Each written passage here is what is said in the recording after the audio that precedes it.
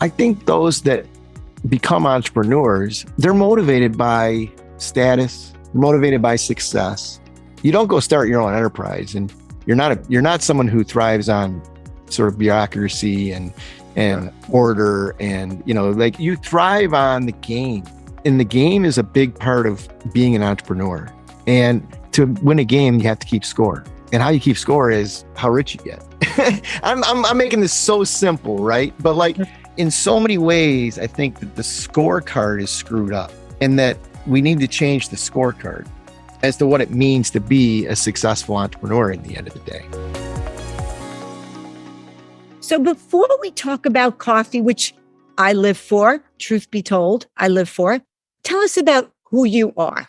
Well, I think, my claim to fame in the world is that I started as a minimum wage barista in our very first coffee shop. I worked for my partner, Bob Fish, at that moment in time.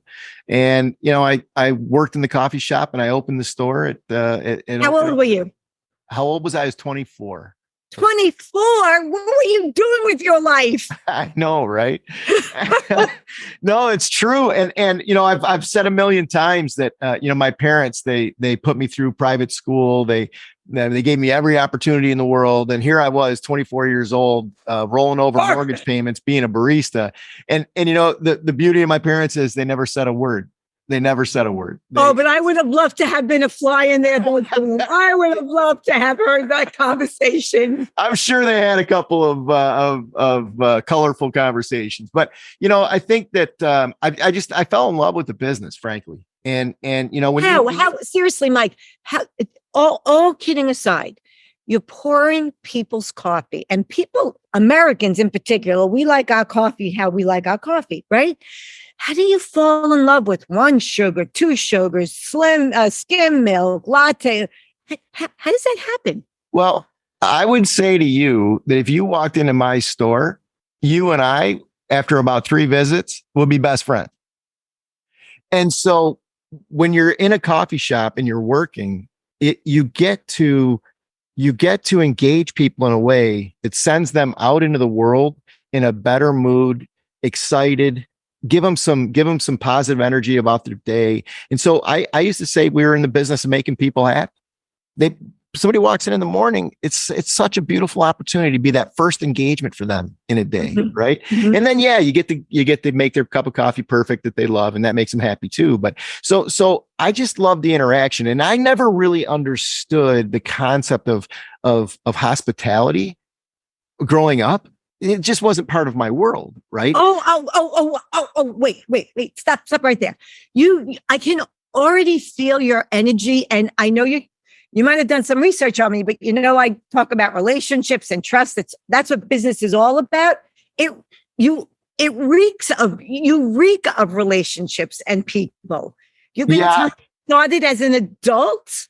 Come on. Well, no, I think I always had it. I always did it, but I never understood that it was a thing. I just thought it was being a nice person and, and being friends with people and so on. But when I realized that I loved taking care of people, when I loved being hospitable, when I loved that they would go out into the world and they would talk about the amazing experience they had at the coffee shop. Like that to me drove me. It was something that I thrived on.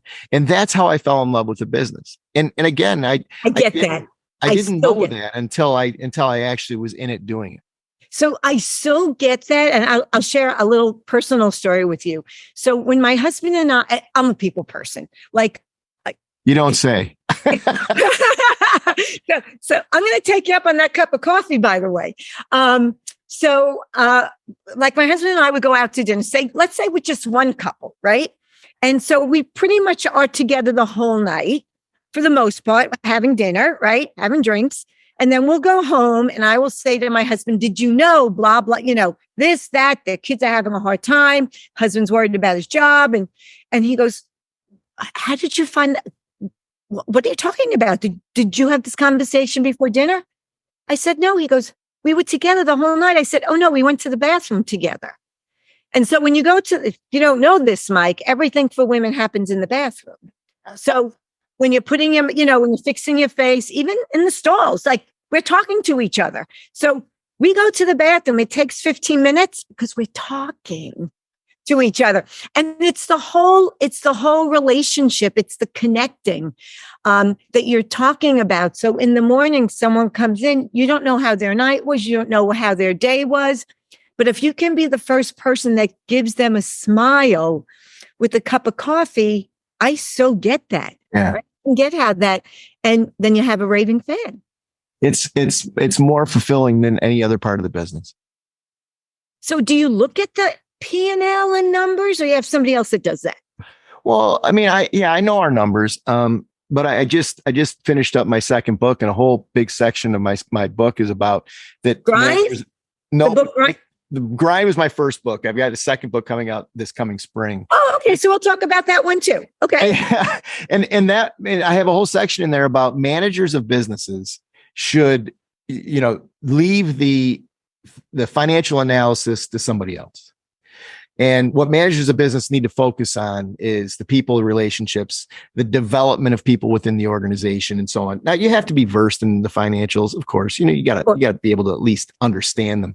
And so, I've never, at times I, of course, had to be deeply engaged in the financials. I mean, as any manager of a business would, but I'm not a huge advocate of obsessing. And I think people that advocate that you can manage a business through the financials, I think that is just a fallacy. Well, so as you know, all of my work in business is about business relationships, right? And I once said to a CEO, he was asking me what I did. And I said, well, 50% is the business, the product, the service, and the other 50% is the people. Mm. And he said, Dr. Patty, and can I correct you? I said, of course you can. You're the CEO.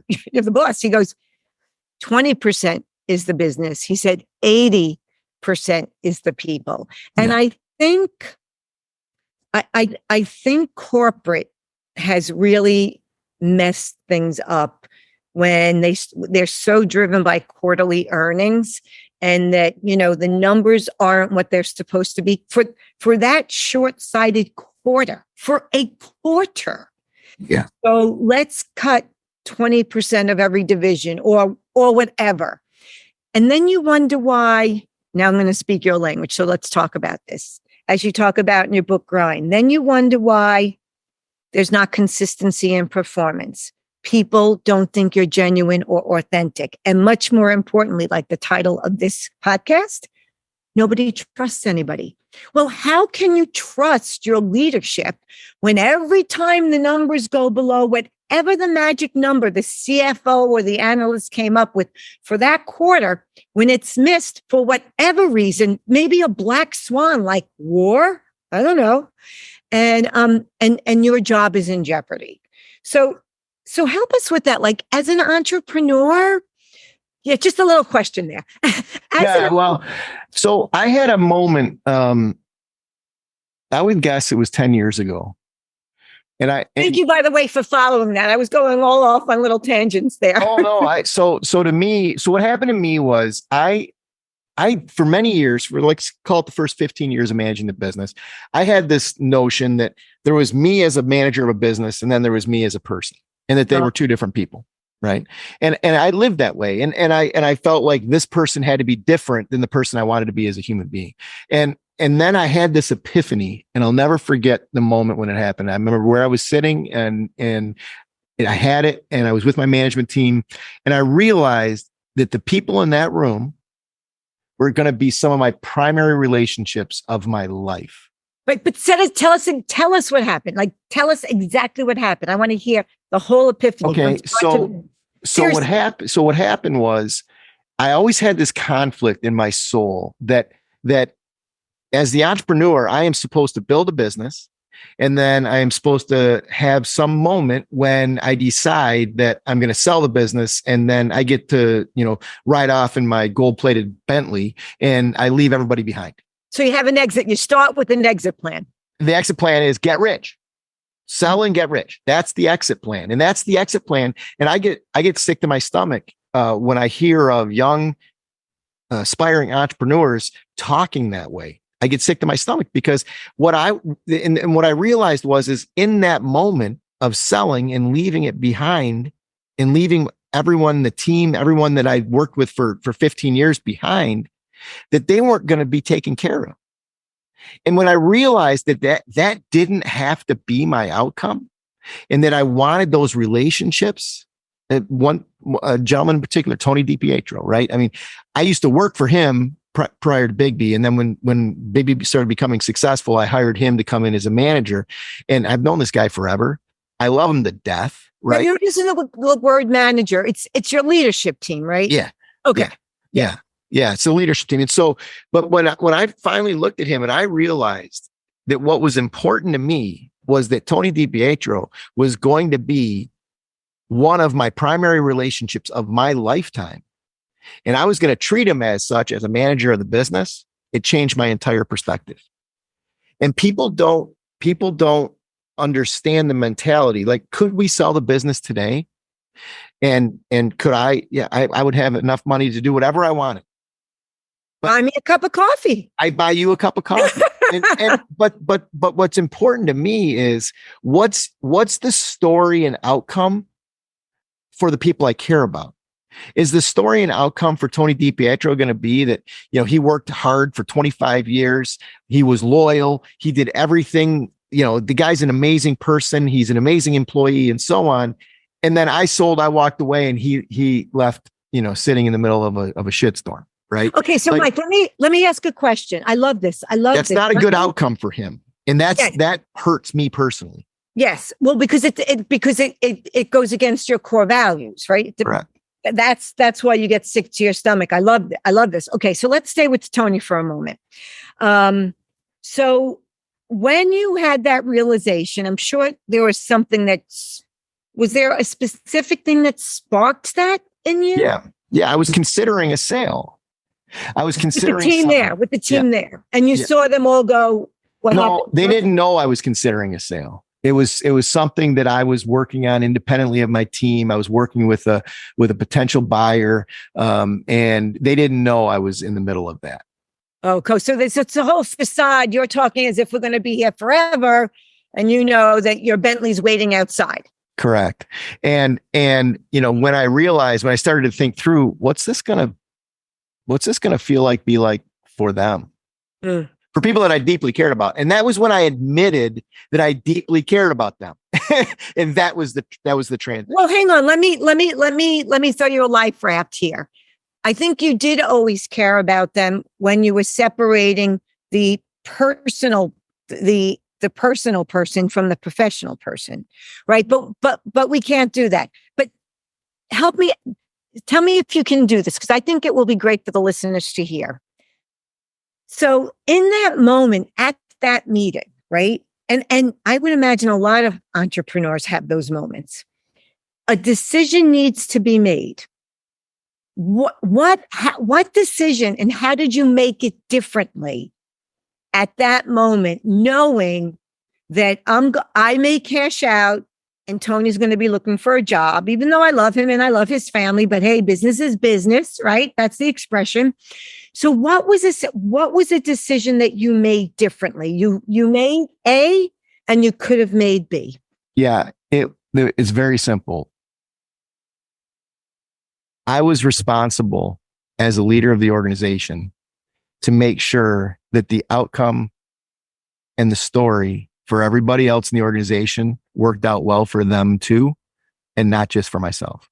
Okay, so what was the decision? We didn't sell. Oh, on that level. Yeah.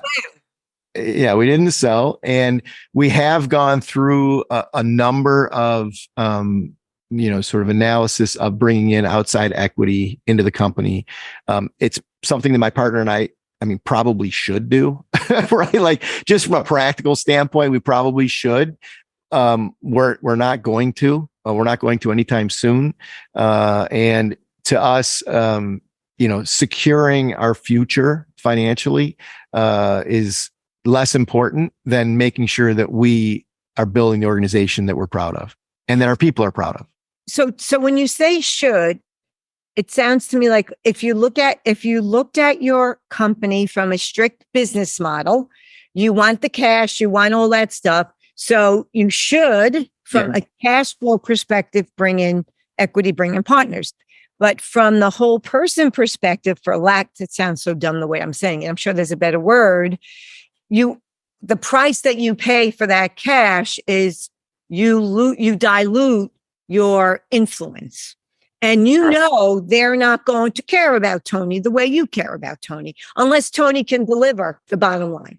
Yeah. And and you got to go into that transaction knowing that. And if you think it's going to be anything different than that, then you're silly. Right? Dream on. Yeah. We became real clear about that. And, this is the premise of my next book, which is, as an entrepreneur, you build a company to a certain point. And then conventional wisdom is that you have a liquidity event and you step out for a couple of reasons. One, you want to secure your own personal financial future.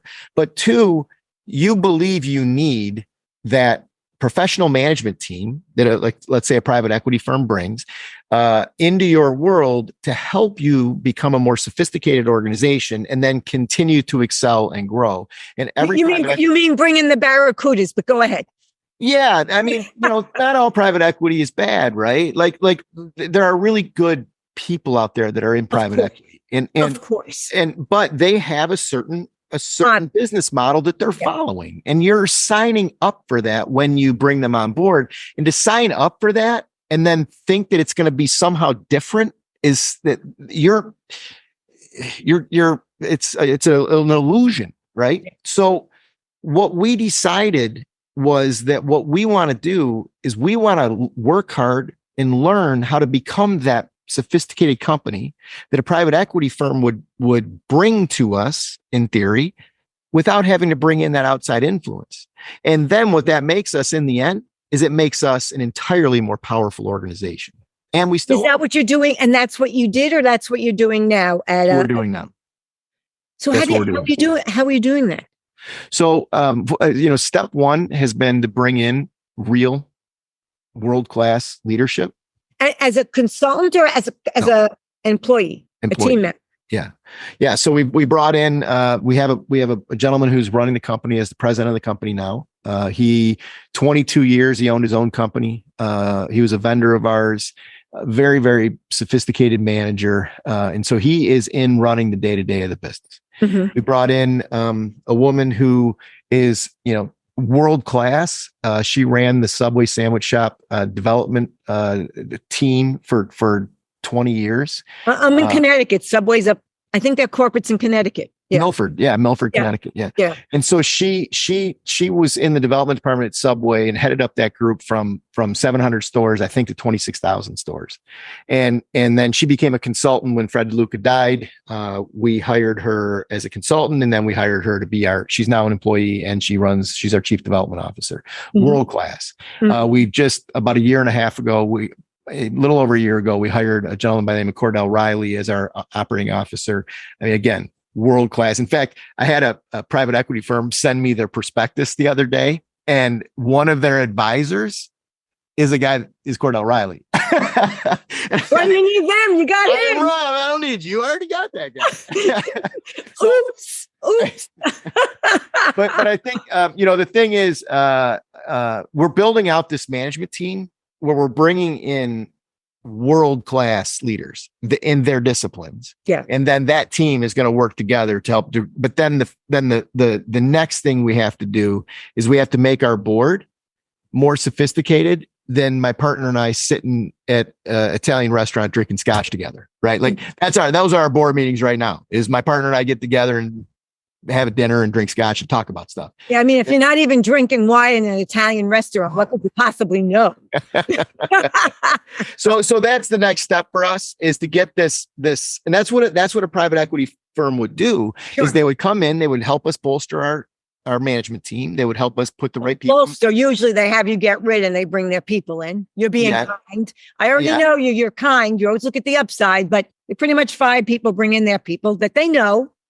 Well, yeah, I mean, I think that's true. I think it's true in certain scenarios.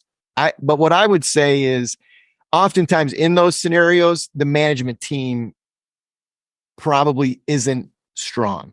Well, what got you here won't get you there. Right. Fair enough. And the one thing that we're doing is, so the guy I was mentioning earlier, Tony DiPietro, he used to run development for us. I mean, he was our leader in store development. We brought Lisa in as his boss. We didn't get rid of Tony. Tony stayed, right? We have a woman, Stephanie, been with us for 20 years now. And when we brought Cordell in, she now reports to Cordell. She used to run training and operations herself and report to my partner and I. If you bring Cordell in, Stephanie didn't lose her job.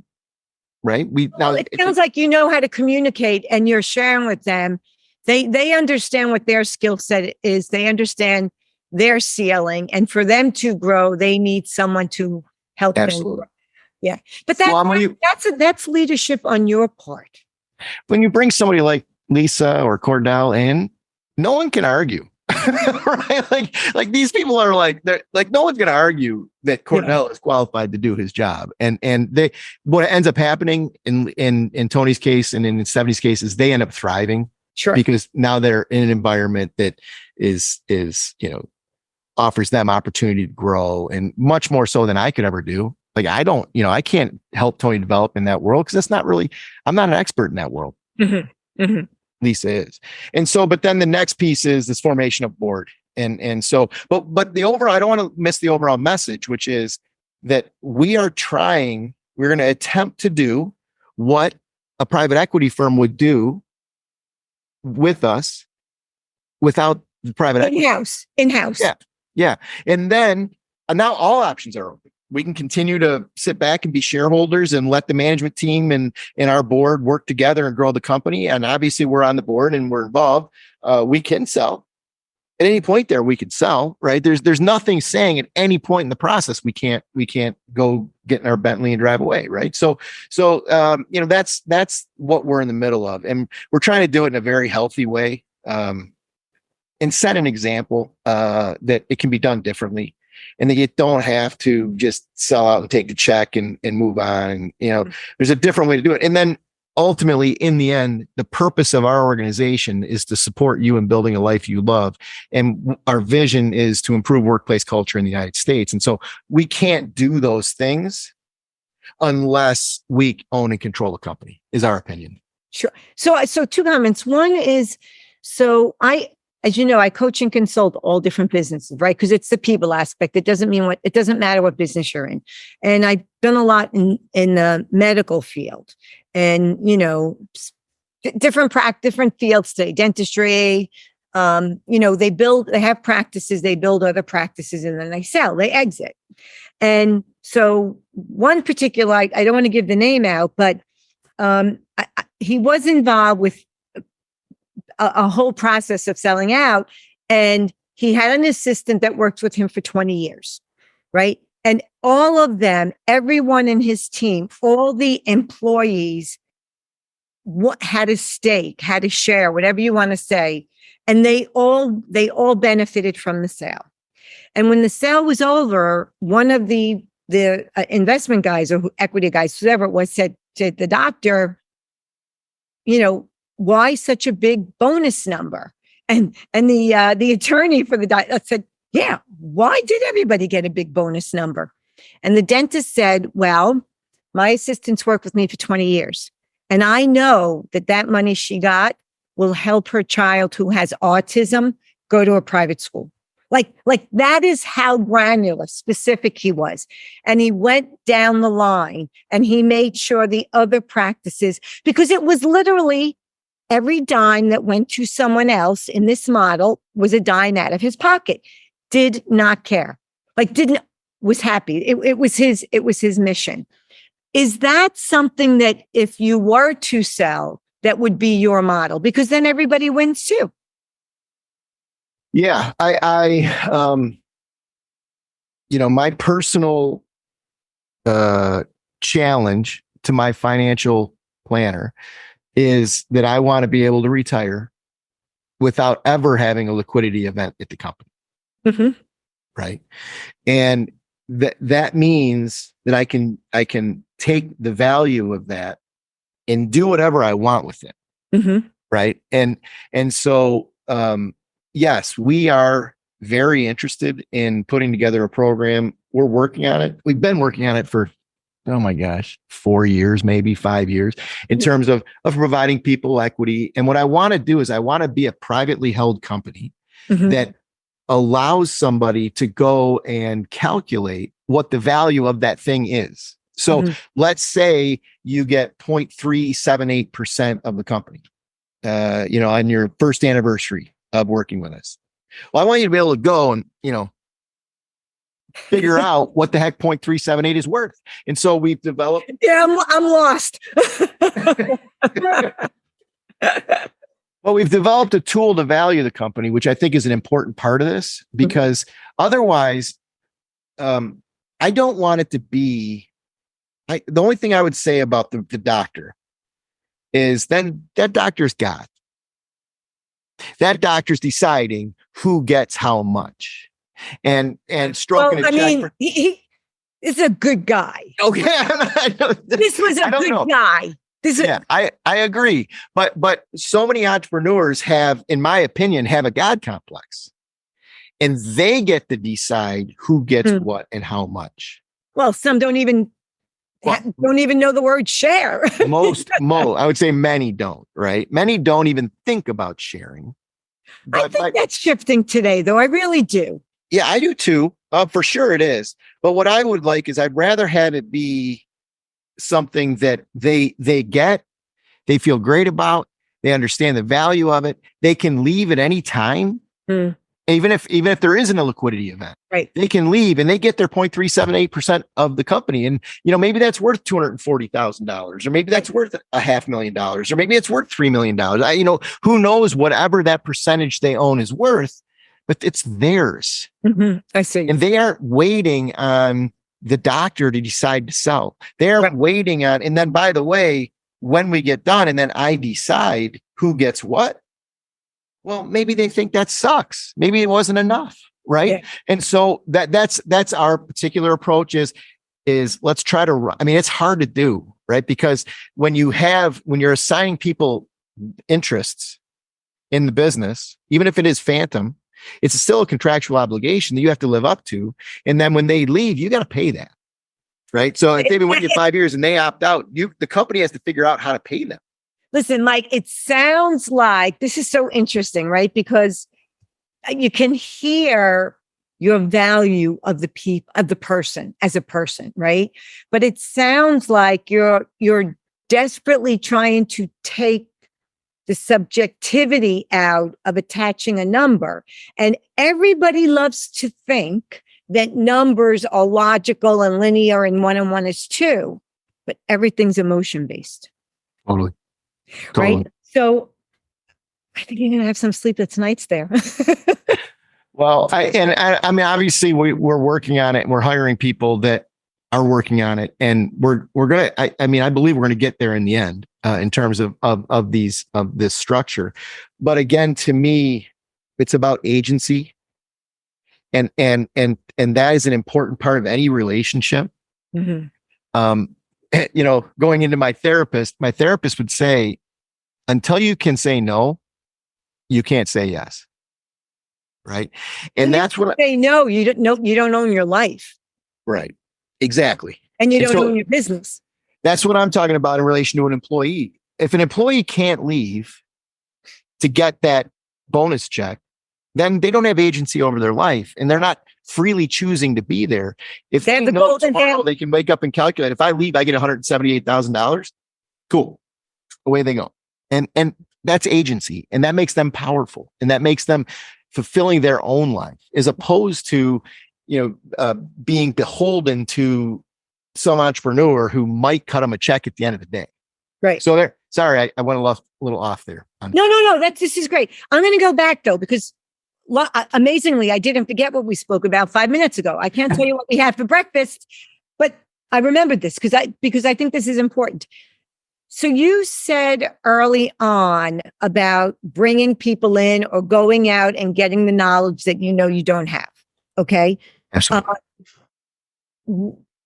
Were you always, and I'm being very serious, were you always that enlightened where you could check your ego at the door, know what you don't know? Because many entrepreneurs cannot get out of their own way when for lack of a better way of saying it, they hit their ceiling and all they're doing is bumping their head against the ceiling. And people are saying, dude, you have to hire, and they won't because of their ego. So were you always like this, or did something happen where you're like, wow, wake up call?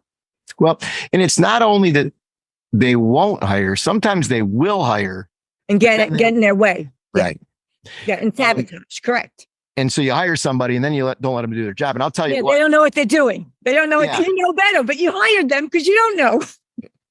And it's hard. I mean, it's super hard to hire somebody, and then they walk in and you've hired them and you're paying them, and it's your baby. Yeah. And they're telling you your baby's ugly. Yeah. And they tell you need to do this. And oh, by the way, then they tell you, I need this amount of resources in order to make my world thrive. So not only am I going to pay you, a wage to come in and work, which is significant, you're telling me I got to figure out how to come up with an extra $250,000 next year for you to be able to hire this person and do this program. And then I got to lay it in the $500,000 over here. And it's like, so not only does it, then they start telling you all the stuff you got to invest in. And then it's a 1-2 because if you don't invest in what they tell you need to invest in, then you're not listening to them. Right. Right. So was I always this way? Oh, absolutely not. Oh my gosh. No. So for many years, I lived in the space of being the smartest guy in the room. Right. I lived in that. I was command and control. It was all fear-based. They locked me out of the smart room. and it was, I don't know. I really struggle with this idea of whether that mentality is necessary at some point in the development of an organization. Okay, so you just said command and control. Are you referencing Stephen Covey's Trust and Inspire? I'm not referencing that.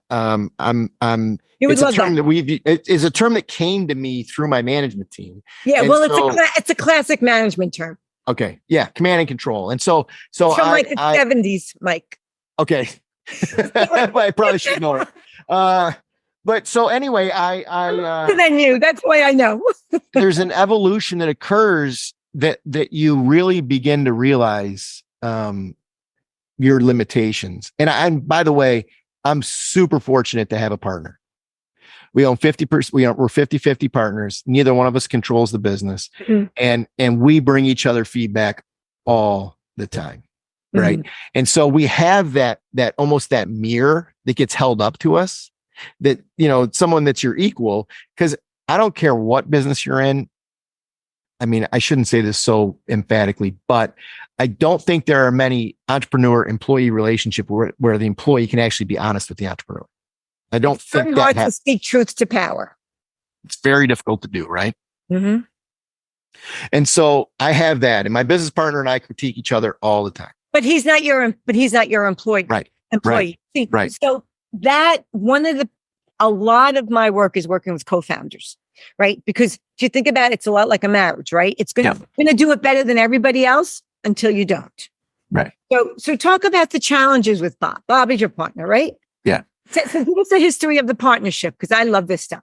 Well, I worked for him, right? Okay, this is the man that hired you when you were 24. Yeah.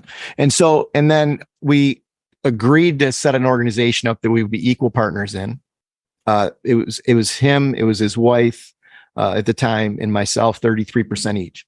Okay, wait a minute. So you're a kid, right? Yeah. So how did he know you? How did he pick out you? Did you go to him? Did he go to you? Mystery of the world? He sat down to interview me for a job as a manager in the business. And I was like on my way back to graduate school. I had this amazing position at Michigan State University on a research project.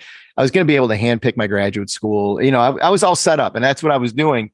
And then I started working at Big B, and then I fell in love with the job. Frankly, I fell in love with being a barista.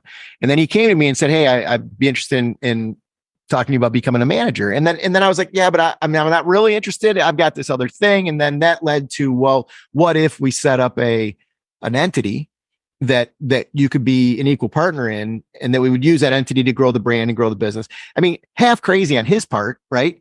Because I was a 24-year-old kid.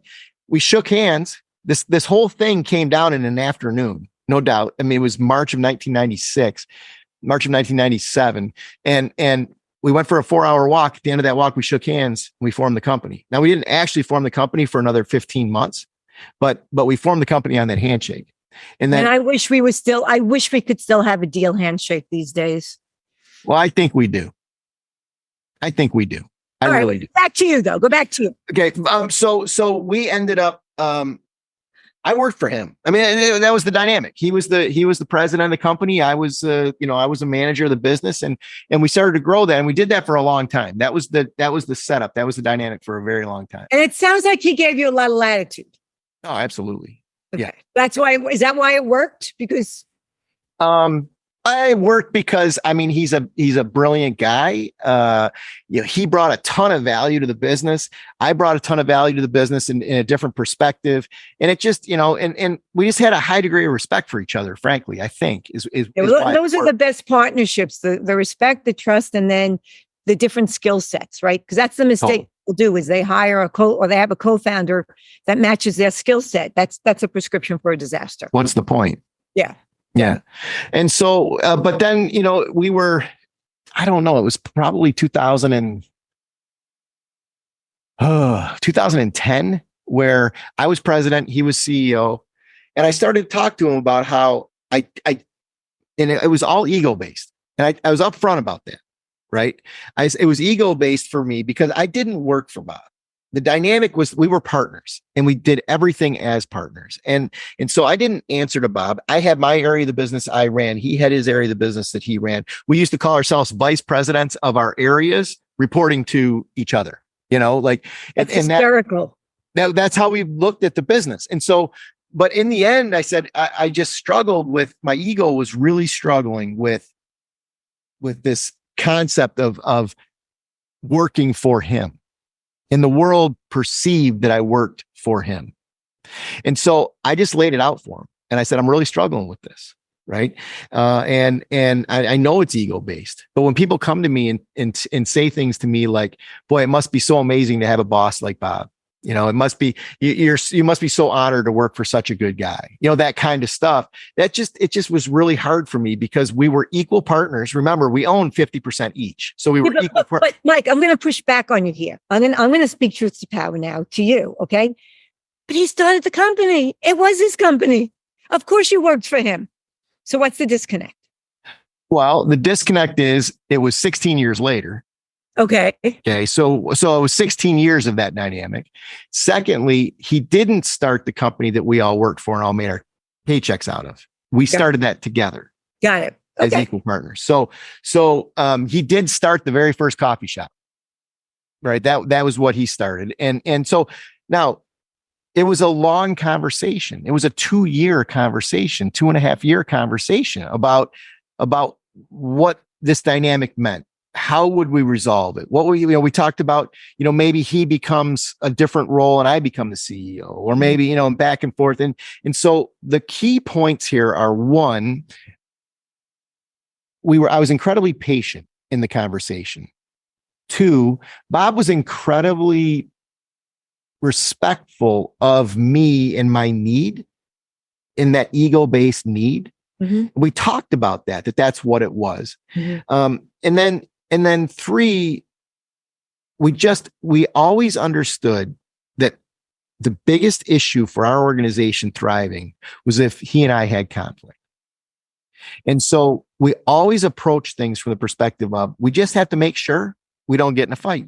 Right? Like that's number one, right? Because if we get in a fight, the value of this thing goes sideways. Everybody that's involved, it goes sideways. So that's how we went through that. And then we just settled on co-CEOs, and we did it. And we didn't have some grand announcement. We changed our business cards. We moved on. And you changed the contract. I assume. No, the contract didn't have to change because we were both managers and members of the LLC. We didn't have appointed officers. But it does speak to how important labels are and titles. So it's interesting. When he first offered this to you, it was a 4-hour walk, a handshake deal. 16 years later, it's 2 years. He's patient. It sounds like you both really at the core of the relationship there was trust. Yeah. Oh, absolutely. I mean, no doubt about it. And we've been through so much together. I mean, we've been at it 26 years now, right? So, as partners, as equal partners. Was there ever a time when you thought, nah, game over, time to move on? Not yet. How about him? No. That's amazing. So what do you feel? What differentiates you? What differentiates you guys from the crowd?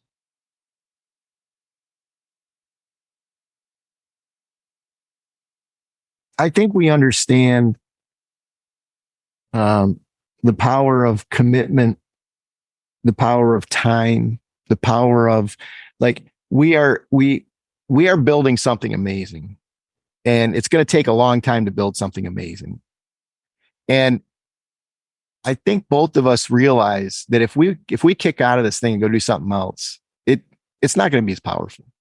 This is a powerful thing we've built, and we love it. And so I think that's if I can tell you a quick story about the partnership.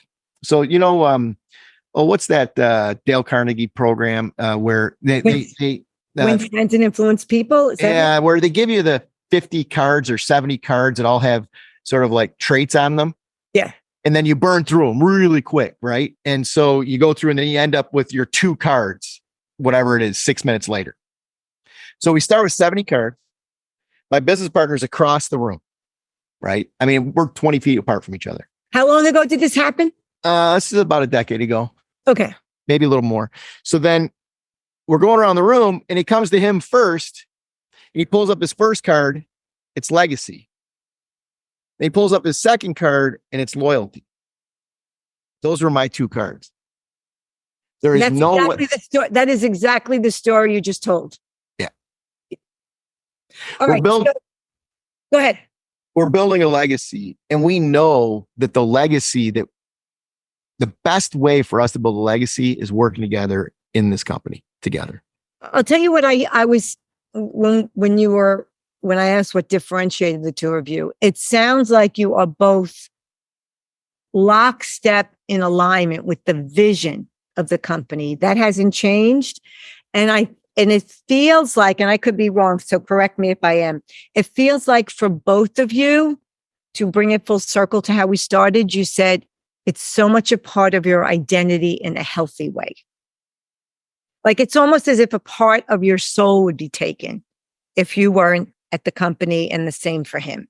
That's powerful. That will get you through any storm. Yeah.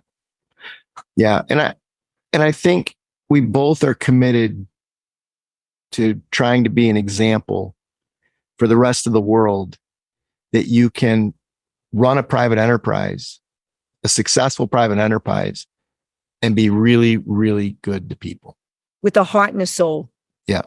And then when someone shows up to work in the morning, that they can leave their job more invigorated than when they showed up in the morning, that you can invest in people personally, and you can support them in their development. It can be a nurturing environment. And we're really committed to that and growing a world-class company, that you can do both. It's not either or. Why? Well, I say that too. I think we can have it all. Depends upon how you define it, but I do believe that. Why do you think everybody has it, like so many have it so wrong? Where do we lose our way, or do we never have it? Well, I think those that become entrepreneurs, anyway, if we're talking about that subset, mm-hmm. They're motivated by status, motivated by success. You don't go start your own enterprise, and you're not someone who thrives on sort of bureaucracy and order and, like compliance. Yeah. You thrive on the game, and the game is a big part of being an entrepreneur. And to win a game, you have to keep score. And how you keep score is how rich you get. I'm making this so simple, right? But like in so many ways, I think that the scorecard is screwed up, and that we need to change the scorecard. as to what it means to be a successful entrepreneur in the end of the day. I've got this concept in my next book that's called I want to have a metric that we evaluate and that we keep track of in organizations, and it's called lumens. And how you get a lumen is a metric of love. And I want to be able to figure out how we can graduate people through processes of developing lumens. And so to me, that's really spell that word lumens, lumens. lumens, I think. Yeah, lumens. Okay. So, but let me give you my vision for my eventual departure from the organization. Now, is this in your book or is it separate? Is this vision in my book? Part of your book. Yeah, because let's plug it. I think I included this in this next All right, book. so let's plug it. Okay, go ahead. Well, and so what happened is my vision is that I'm sitting in a room either in Las Vegas or Orlando, because they're the only two cities in the country that can hold a group our size, right? There's 15 or 20,000 people in a conference room, and I'm giving my last presentation, and I'm done after that. And I know that I have supported everyone in that room in developing and pursuing a life that they love. And then I've created an enormous amount of love. I've created an enormous amount of lumens in the world. And then I walk out and I'm done and it's over. And that's what it's about. And I don't worry about my, how much money I have at the end of the day. I don't worry about the Bentley. I don't worry that stuff. Yeah, that stuff's probably going to happen, right? Like I'm financially secure today. I have nice things. That stuff's going to happen, but that's not the outcome. That's not the be all end all. The be all end all is how much love can I create? And the thing my partner and I did at TEDx taught. And one of the things is we want to make love as ubiquitous in business as the word profit. Why not?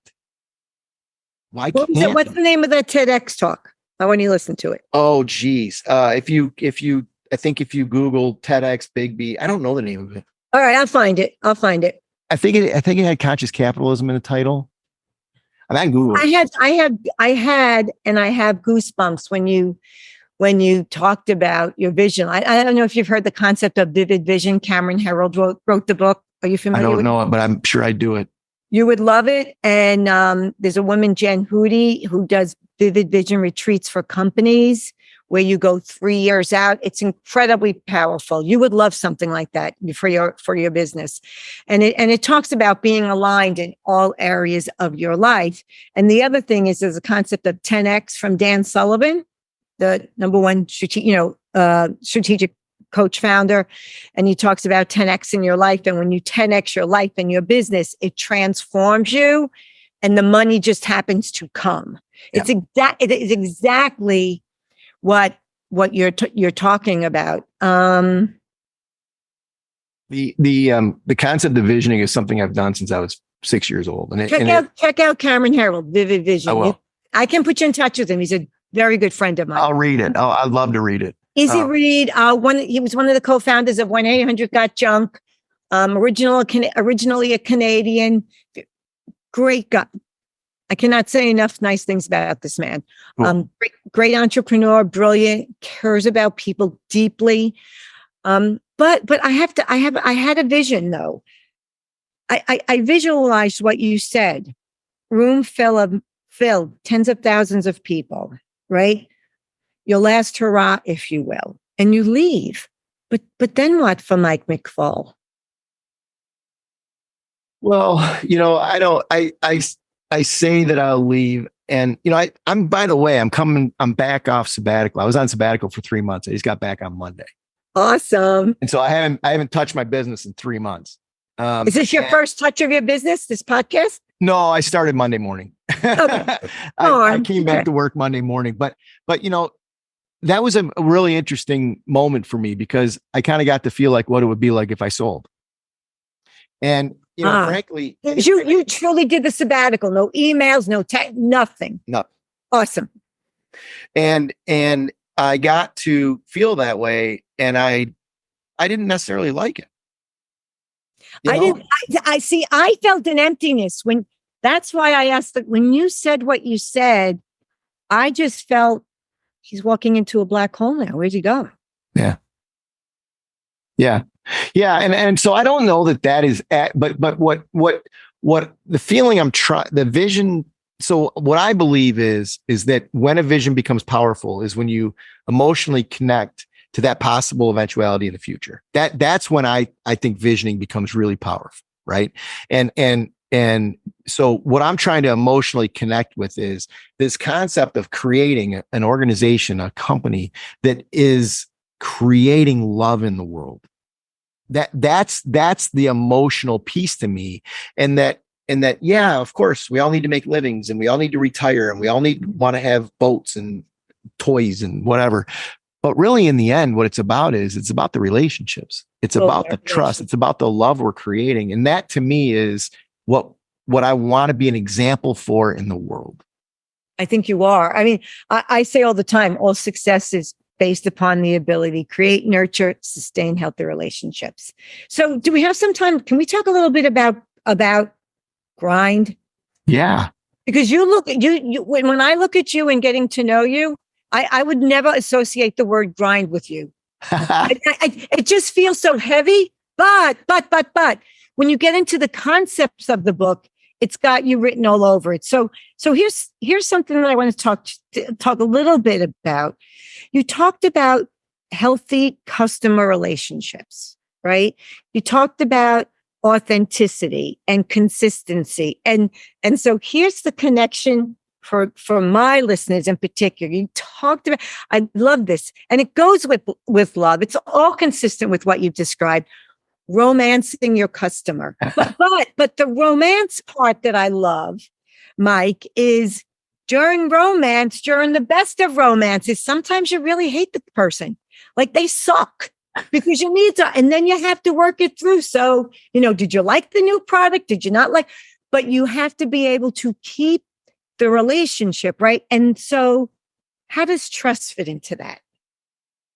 Well, I mean, I think as an entrepreneur, and see, the thing I really appreciate you highlighting that grind and a book on entrepreneurship doesn't really fit with who I am today.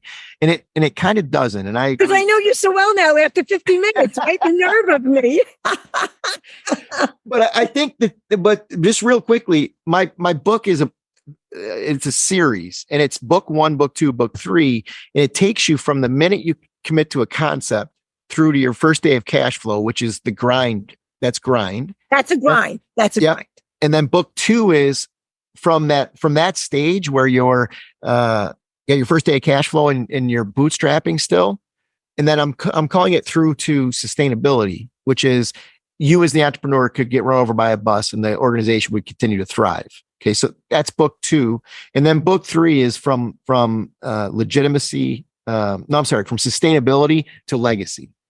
Now I haven't written book 3 yet. I've written book 2. Book 2 will come out in May. But so grind was written, grow was written, grow's the second book. Those are written as foundational tools for for the book that I really want to write, which is book 3, which is from sustainability. You're a successful entrepreneur. You have, 2 homes, you've got nice cars, you're a successful entrepreneur as the world sees it. Now what? And that's the legacy piece. And that's the book I've always wanted to write. But I wanted to write the first 2 to build a foundation. So when I write book 3, I have the credibility that I've actually gone through all of these stages to get to where I am now. Well, so I had to tell you these stories to get to this story, but I have to share something with you, Mike. I don't think you're going to be able to write legacy yet because you're not there. Right. I think you need more time, but I would love to have you come back on in the spring when your book comes out, if you'd like. Sure, love to. And we can really, really, really talk about it because it's talking about love. Like what's not to love? Not love. I mean, right.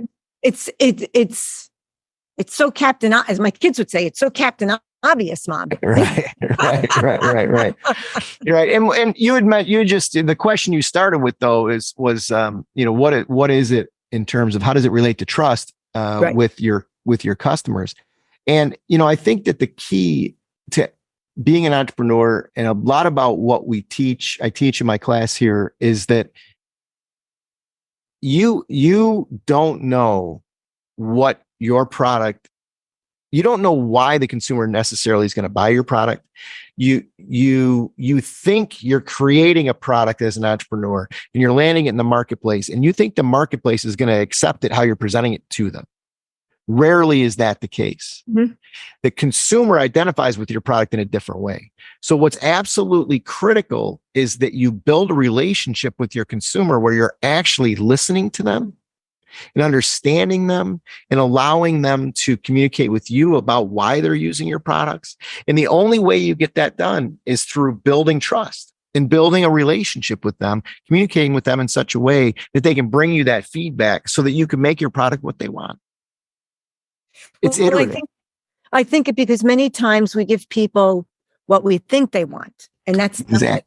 It's what they really want. All right, so I have to go a little bit further with this because you're certainly speaking my language here. So core, in order to have trust, right? You have to have empathy, right? The only way to create empathy out of all the soft skills, all the emotional intelligence, everything about the coaching and consulting I do with business people is active listening and listening for curiosity. And what active listening does is it allows you to create, this is so simple, but not easy. It allows you to create a connection, and connection is the prerequisite for empathy. And if they know you care, nobody cares how much you know until they know how much you care. I think that was Teddy Roosevelt, right? So I'm not going to trust you if I don't think you care about me. And guess what? I'm not going to tell you the truth either if I don't think you care about me. But if I think you do care, I will make myself vulnerable and say, Mike, this is not really a good idea. Yeah. Because I know you're not going to chop my head off. But if I think you're going to chop my head off, screw you, Mike. Spend thousands of dollars on that product. My girlfriend's already told me it sucks, but whatever. Doesn't matter. Well, I think that I did there's this, I don't know what magazine it was. I think it was QSR, one of the industry restaurant industry magazines. They do a piece where it's CEO to CEO. So the CEO is giving advice to other CEOs, and then there's short little interviews. And they said, what is if you have one word for other CEOs out there as a word of advice, what would it be? And I said, shut up. I was going to say, listen. Shut up. I think it's listen. Yeah. You got to shut up to be able to listen, right? And then when people are talking, you have to continue to inquire, not respond.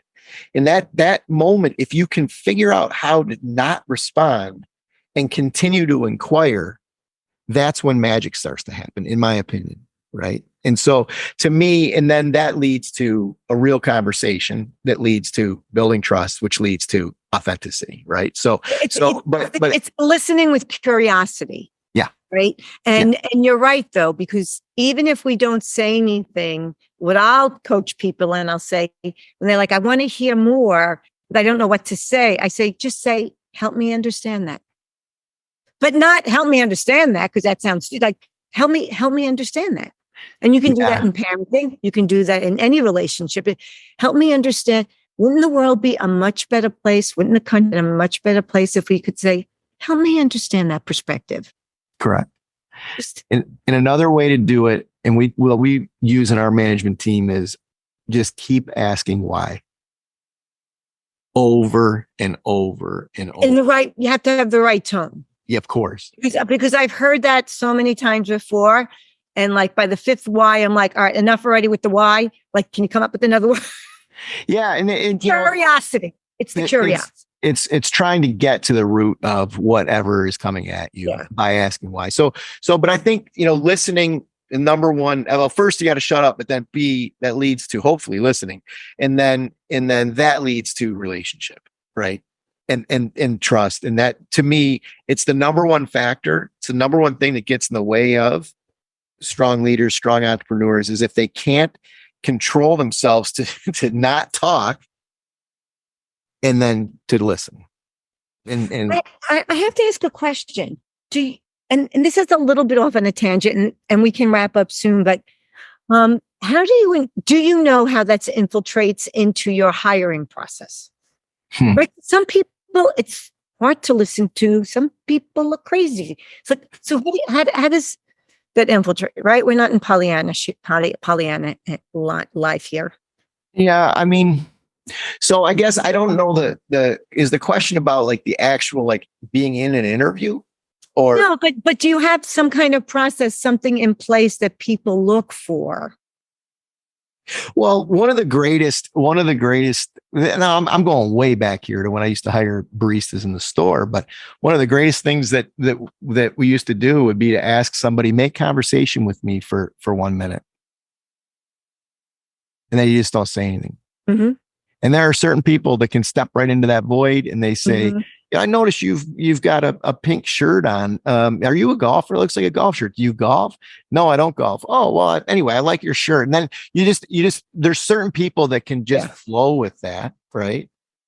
And then there's people that you ask them, hey, make conversation with me for a minute. And it is unbelievable that they can't say like words. It's impossible for words to come out of their mouth.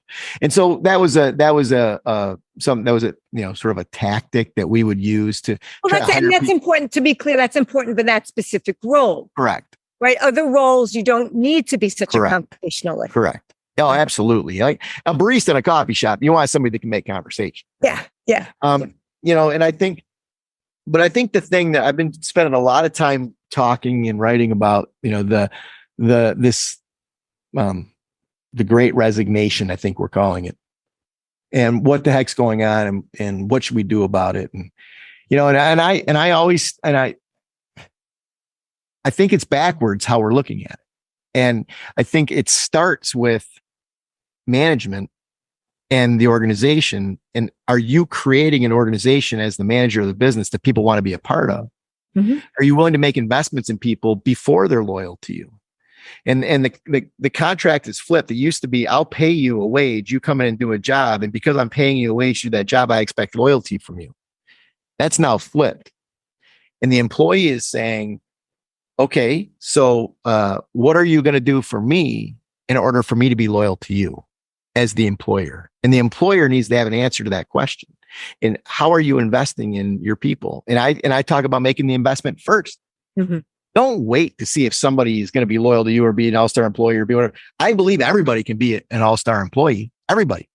Well, 98.5%, 1.5%, there's mental illness. That's really difficult to overcome. But I believe 98.5% of people can be really, really strong, solid employees if management engages them appropriately and makes investments in them to help them grow and become the employee that you want them to be.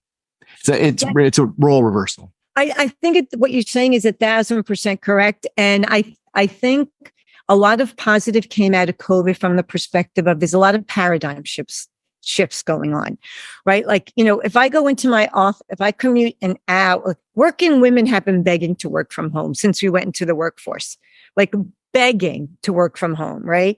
And so, but some people, to me, for a while it was, well, we're going to lose productivity. Well, guess what? The metrics prove differently.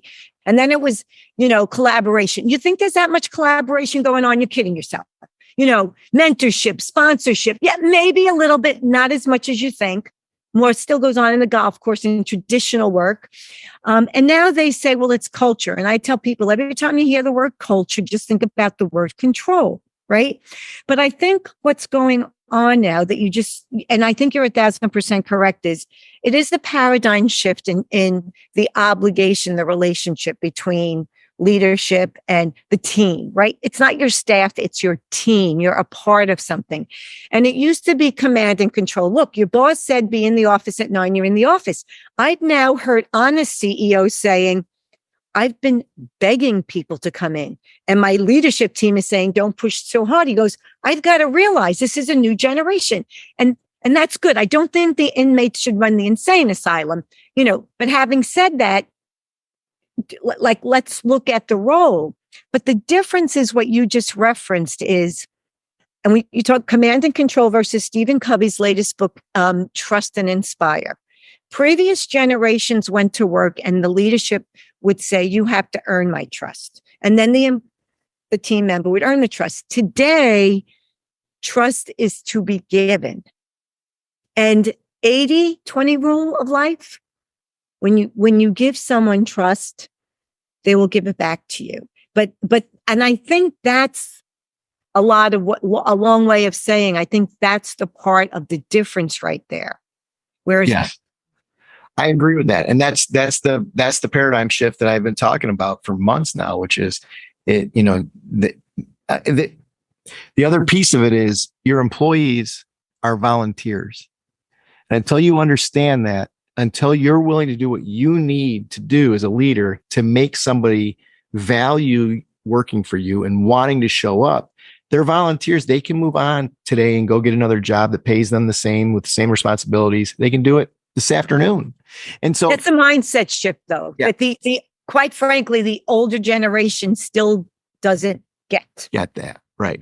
They think people are going to work 30 years for the watch, which by the way, these young kids have seen their parents work for 19 years. And at the 20th year, they get the watch or the pension, they're let go. Right. They watch that and they're like, no.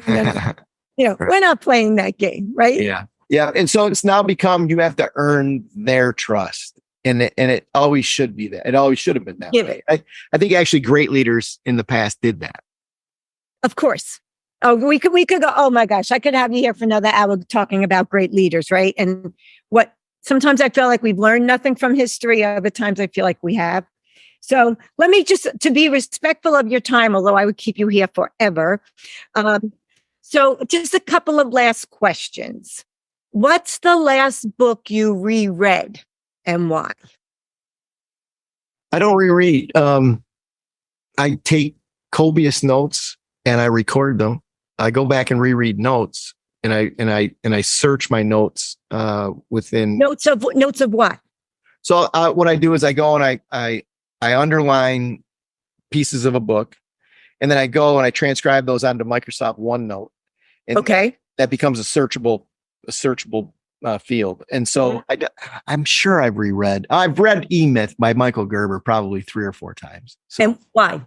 I think it's fundamentally from coaching entrepreneurs, coaching business leaders of newer businesses, younger businesses. It's a beautiful book to help you put your mind into the right place in relation to managing a business. So Michael Gerber's E-Myth is brilliant. So that would be my answer. That may be the only book I've read 3 times, 4 times. Okay. And what is the one place in the world you haven't been to that you absolutely must go to, and why? Well, I was having this conversation with somebody at lunch yesterday, and I don't have good answers as to why, but I'm drawn to Japan and Tokyo. I've never been there. And so that is a place I will for certain get to. And then I'm really fascinated with Dubai at the moment. I have friends that live there, and I've never been there, and I would really like to see that. So those are the 2 places. I'll talk to you about Dubai in a couple of minutes. Okay. So thank you, Mike. This was so awesome. You were incredible. Where would you like people to find out more about you? Go to Amazon to buy your book. Yeah. I mean, I think probably the best place to get in touch with me is LinkedIn. I think, that's sent you an invite this morning. I don't know if you accepted yet. I haven't been on it. No, and if I'm being perfectly frank, I don't manage my own social media at this point. So I would have been surprised if you did. Yeah. And so, but I do use LinkedIn as a place to communicate and catch up with people. The website, of course, you can always reach me through Bigby. Like that, I mean, if you need to get me, you can get me through Bigby. And then grindthebook.com is the website for my first book. Okay. Thank you. So thank you so much, Mike. This is great. I really appreciate it.